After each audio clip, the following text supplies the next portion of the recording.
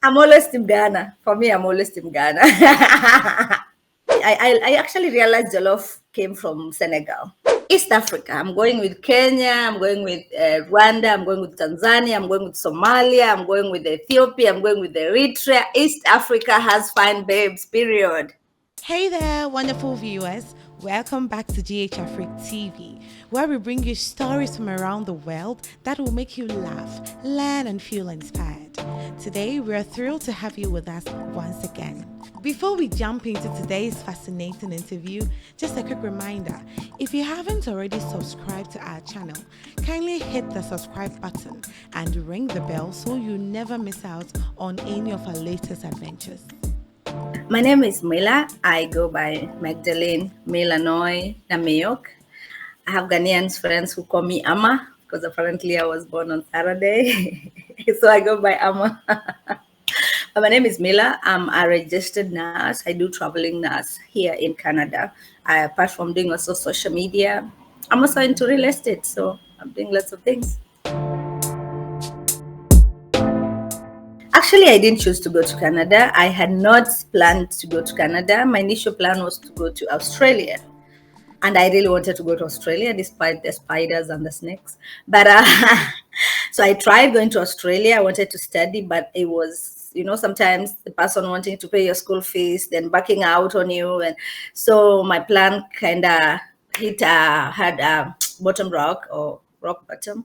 So at that point, someone came and was like, "Oh, there's this agency in Canada that is dealing with nurses who are internationally trained. Why don't you try?" I had no idea I would want to go to Canada, but I tried and it worked for me. So I was like, maybe God really wanted me to go to Canada. See, it wasn't hard for Canada. It's a lot. First of all, if you are an international student, already that is challenging. Just being a student, because then it's expensive. And if you don't know anybody, like if you have no one where you're going to, it gets a lot like frustrating. So I did have like someone who I knew who would receive me from the airport and maybe who would help me get a rental place, but I didn't have someone like really showing me around. And so having that support in the country is something that not everyone gets to experience, and it's something that gets you frustrated. Another thing that really got me was like, if you're not driving in Canada, if you don't have a car, the bus system is working, but is the system where you have to wait for the bus for like 1 hour, for 5 minutes, 30 minutes. And if you miss it, you have to wait for the other one, or you have to pay Uber. And you're coming in as a student, especially if you don't have help from home or you don't have someone helping you financially. So it becomes a bit challenging. And then the winter comes and you've not experienced that kind of cold before. It's crazy, and it might bring you down completely. And being far away from home and family, kind of depressing and kind of feels out of place. But yeah, you meet people with your own same problems and you guys get along and you survive through it. So when they're coming, first off, it's like there are a lot of agencies or scammers who will tell you, I'll take you to Canada, or there are jobs in Canada, or it's a lie. Most times they're lying. The same people who are posting about jobs, they're the ones who are asking for jobs actually. So let no one lie to you that it's as easy as just sending your document and as easy as you getting the visa. There's a whole lot process involved. Also, some of them are being lied to that you'll come with a visit visa, then you'll get here and you'll start working. That's a lie. So just establish who is being genuine and who is being truthful, even when you're giving someone your money to help you relocate to Canada. Just establish the authenticity of the person, or so that you don't get scammed, because a lot of people are crying. Once you manage to come, good for you. You've made the first step. Also, don't cut ties back home. Don't cut ties with people back home. You still need people back home. Like, don't be like, now I'm gone. You'll not see me again. I'm done. No, you still need to talk to people, because you might need some, especially if you're nurses. For the nurses, you might need a lot of help from back home. You need some documents. You need some paperwork done. So don't cut ties. Don't burn bridges yet, unless it was that bad. As you come in, find one thing I've noticed about us Africans, some African communities, we like the togetherness, we like being in clusters, we like the communities from back home. So you find someone, you're here, you're from Ghana, you're only concentrating with people from Ghana. You're from Kenya, you're only living with people from Kenya. That way, for me, I feel you don't get exposed enough. You are not open-minded enough. Like, you're not exposed to new things. You don't get to know a lot of things going on because you're just then with your people. So avoid that community moving with the same group. Just get out of that circle. Go out there, get out of the comfort zone, because it's comfortable having to sit around and know, oh, he's Ghanaian, oh, he's Kenyan. Then you're comfortable knowing you're familiar with this environment. But if you want to challenge yourself, if you want to go far, if you want to experience more, get out of there, meet Indians, meet other people, interact with them. You learn a lot and will be exposed to so much. Another thing, just be patient. Don't expect shortcuts. Like, don't expect you'll come in, things will work just like that. It doesn't work like that. So take your time and be patient. Things start off looking a bit bad. You might feel like you want to give up. Some people have gone back home actually, but just hold on. It's just a phase that's like you're transitioning to another level. So it gets better eventually. It gets better with time. So just to work hard, do whatever you have to do. And sometimes we come in and you have to do a job that is not your job. Maybe you're a doctor back home, maybe you're a lawyer, maybe you're a nurse. You're not coming to do that here. That's one you should know before coming. Make sure, if no one is telling you, make sure you seek that information before coming, that it's not going to be the same thing as home. You're not going to come in now with your practicing and take it from here and just continue. It's not like that. When you come here, you have to start somewhere. You have to start from down, and you have to, even if you're a nurse, you have to do something before you can get your license. And for that time, you need your bills paid, you need to get going in life. So you have to be doing something. The only thing I would say is, whatever it is that you have to do, just do it with diligence, just do it with one heart, and you will get out of there. But just be open-minded enough to know you will come and start somewhere. Yes. I've had cases where people are on the streets actually. But what happens is, first, people have being misinformed, as I said earlier, because then they come with the name of, if you come with a visit visa, then you will change it and you'll get a work permit. But then the people who are bringing you, they don't tell you that, because for them, they just want the money. So they will not tell you, like, this is what will happen. They'll just tell you, you'll go there, you'll get the job, only for you to come and realize it doesn't work like that. So, and if you don't have some money to sustain you, you don't have a job, it's going to be rough for you, because then there are a lot of bills that you need to pay. No one cares. That it's not like they don't care completely, but still you need to have something, right? So then most people get stranded because of that. They come in and there are no jobs, or they cannot just transit from visit visa to work permit directly. Others, they come in maybe as students, but then they come into areas that are very congested.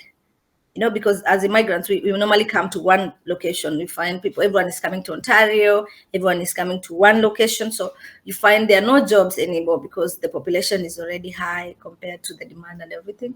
So then the smart ones, they go to provinces where they are less populated. They go to less populated areas. They just move away from where there is the crowd. And that's when maybe you have chances of getting your papers, you have chances of getting a good job there.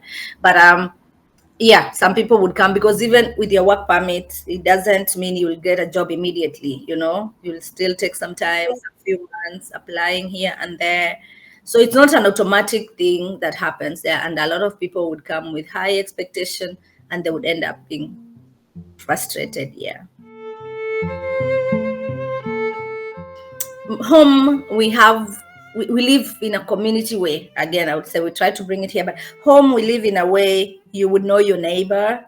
Like, you would meet someone, hi, you would chat, we have a good social life there. Back home, there's a good social life. But then when you come abroad, or when you come to Canada, for example, there's the social life, most people don't have it, because now most people would say they're working a lot and they're not here. Having a social life is up to an individual to create. but also we don't have neighbors that would check up on you. We don't have like, oh, I'm bored, let me go to someone's house and just chill. Most times they're not even in the house because they're working. If you hang out with friends, most times you want to hang out, or they're not even available because not everyone is available. People are working, people, because here you're being paid per hour, so your time is money, literally. So people mostly are not available for the social life unless you choose to create it for yourself. So home, I love the social life at home. I love the weather. Apart from summer here, the weather back in Kenya is beautiful. So when it's winter, you want to run away. So I miss the weather and just the vibe, social and the vibe all together. And the food, we have a lot of African stores. We have a lot of African stores that they sell African food, but the most I've seen is Ghanaian food and Nigerian. So now I've even adapted to eating fufu and okra. But oh yeah, oh yeah, jollof. I love Ghanaian jollof. Now I eat that because then the African shop, at least they give you a near almost home experience because then they have the food, then you get to cook. We have few people who are coming up with the African restaurants just to make the, at least to make you feel more homely and more at home, but you cannot compare to just being at home. So the home food, the street food and everything, I miss that. And of course I miss my family. It's like miles away from home and the time difference does not make it nicer. So yeah, all that, yeah.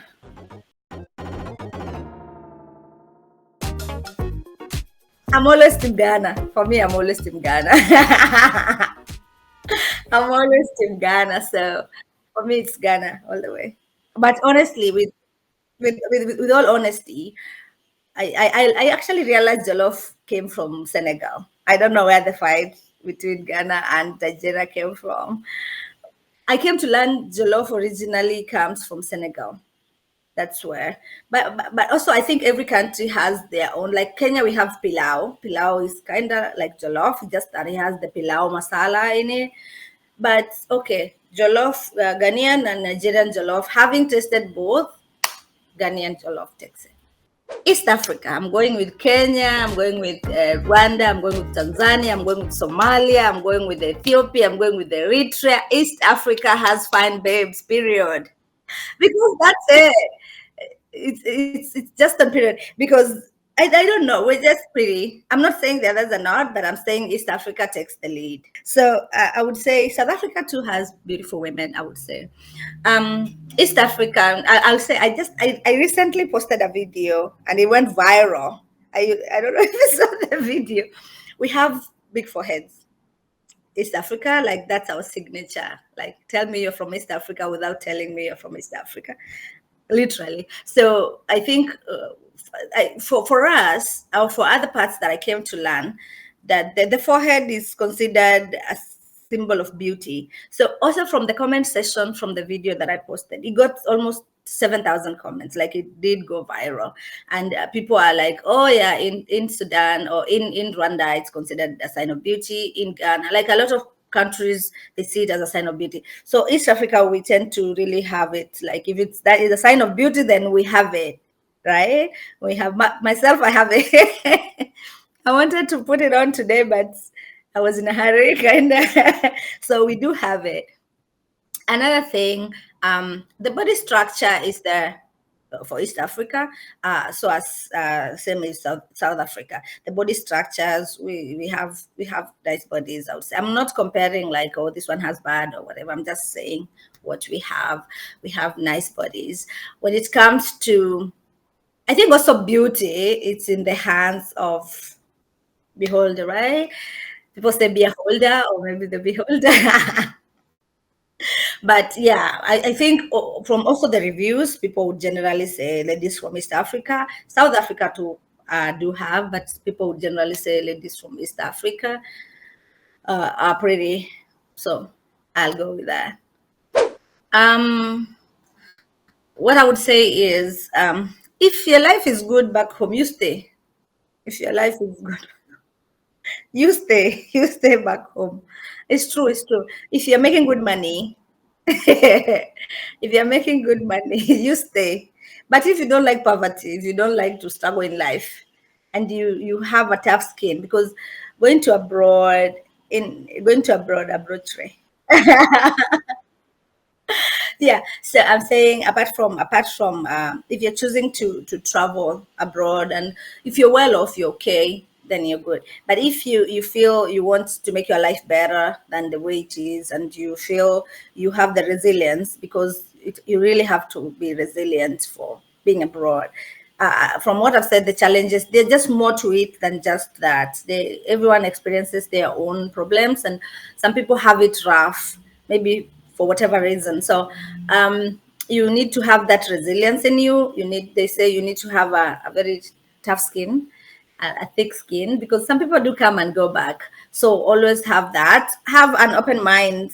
I've seen some Ghanaians or some West Africans, they don't even want to try other people's foods. They just want to eat their own. Yeah, just have some. It gets easier when you are open-minded. You get to to to to adjust easier, because sometimes you go and you don't have your food there. Some places you go to, they don't even have African stores, they don't have. So you have to survive, right? You cannot just say, oh, I'm living here because there's an African store, because I have accessibility to African food. You have to be more open-minded, you have to be open enough to meeting different people, interact. Connection, networking and connection takes you a long way. So interact with people, connect with people, you will learn a lot, and it will take you some miles further than the person who is just at home not connecting. Another thing, if you're coming to abroad, the family back home might drain you. They might drain you dry. You might just be working for people back home. You don't have a social life. You're not even having time for yourself. You're just working hard. And working hard, someone is sending you, oh, it's my birthday, please buy me. Oh, it's my birthday. You know, those kind of devils. You know, those kinds of people. Those people, the enemy of progress.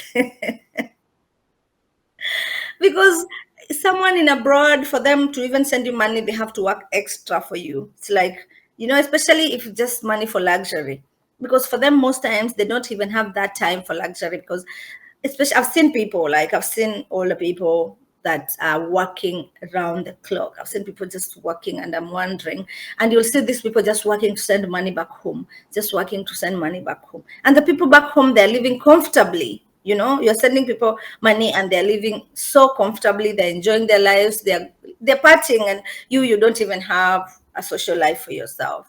So also, if you're going abroad, just think about yourself too, because you will just die and they'll bury you and life will continue. I'm just being honest. So also create a life for yourself. Don't just be, so it's okay to spend money when there's need for that, but don't just live like that, like you're just working to send money and you're not even thinking about yourself, and you're not. Marry someone from outside. You meet someone there and marry them. It doesn't have to, oh, you have to go back home and marry again. You have to, no, you just marry.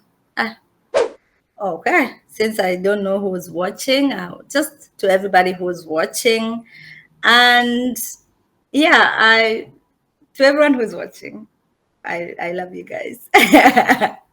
I don't know if you're watching and you know me, I love you, I like you, unless I don't, but I like you mutually. So yeah, I'm on TikTok as Mila. You can put it's Milanoy, or you can put Mila with the diamond sign there. You'll see me. TikTok, I talk about everything. I market also, but normally I just talk about everything. It's just good vibes and inshallah in there. So, and then I do have I do have my Instagram handle. So for me, I love soft life. Me, I don't like struggling. I don't like poverty. I am scared of poverty. So sometimes I do advices on, like, just how to try and make a better life for yourself, especially for ladies, just working hard for yourself. I don't like working hard, but then just finding ways of I don't like working hard. It's not a good term, but just making your own money, rather making your own money, so that you're not struggling, and you're not you're not poor. For me, I'm scared of poverty 100%. So that's lifestyle, baby girl, lifestyle life. I'm also on IG as Mila underscore baby girl. Facebook, don't mind Facebook. I'm not so much on Facebook. I think those are my most my major social media apps that I use the most or commonly. Yeah.